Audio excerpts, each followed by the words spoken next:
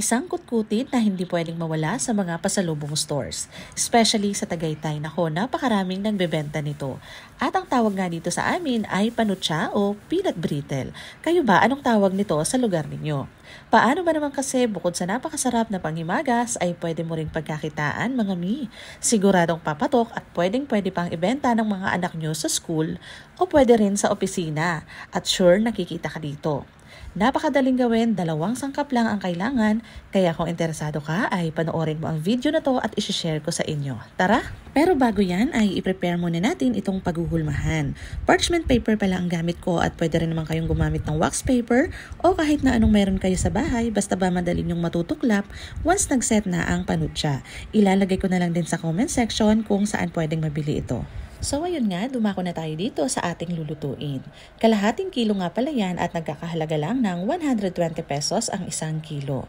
Diretso na natin yan isasangag at hindi na kailangan hugasan. O kung huhugasan nyo naman, ay make sure na patuyuin nyo muna bago isangag. Since raw materials ito ay importante lang na maisangag natin ng maayos upang mamatay ang mga bakterya na kumapit dyan. Bali 10 minutes ko nga rin sinangag yan at isasantabi ko muna dahil dito sa kawali ay magkakaramelize tayo ng 3 cups ng white sugar na sasakto lang din sa amount ng mani na ilalagay natin. Kung wala naman kayong puting asukal na available ay pwede naman ang brown sugar.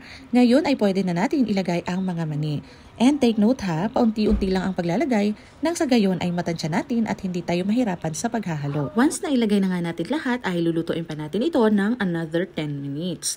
At habang niluluto natin yan ay kailangan na hindi na natin titigilan sa paghahalo. Nagiging sticky na kasi ang texture niya habang tumatagal. And kapag naman luto na yan ay kailangan mabilisan lang ang pagtatransfer dito sa ating molder. And make sure mga mi na patuloy pa rin ang paghahalo nito dahil napakabilis nitong mag-set. Pero kung hindi naman kinaya sa mabilisan at tumigas na siya, kailangan lang din natin yan ibalik sa kalan para painitin ulit. And same process lang hanggang sa maubos nyo ang mixture. Kung mapapansin nyo naman sa kalahating kilo, napakarami ko nang nagawa. At mas dadami pa yan kung liliitan nyo lang din ang gagawin nyo. Kapag naman malamig na yan, ay dahan-dahan na natin silang i-unmold. Nakakatuwa rin sa part na yan dahil talagang satisfying ang pagtatanggal nitong mga panutsa. Kaya kung napupusuan nyo na rin ang recipe na to, ay simulan nyo na at kayo na rin ang gumawa. Napakadali lang at siguradong magugustuhan din to ng mga anak nyo o pamilya nyo. Pero kung mas bet nyo naman ay gawin itong pagkakakitaan, syempre kailangan mas presentable rin ang packaging. At ilalagay ko na lang din sa comment section kung saan pwedeng mabili ang mga ginagamit ko. Sa bawat supot na yan ay naglagay lang ako ng 5 piraso. At kung ibebenta nyo naman ay make sure lang na magkukosting kayo para malaman nyo rin kung magkano nyong ibebenta nang kikita kayo at hindi kayo malulugi. Itong ginagawa ko ay idea lang naman para sa ibang mommies na gustong magkaroon ng karagdagang income kahit na nasa bahay lang. Kaya kung nagustuhan mo ang recipe na to ay huwag ka na rin mahiya mag-iwan ng bakas.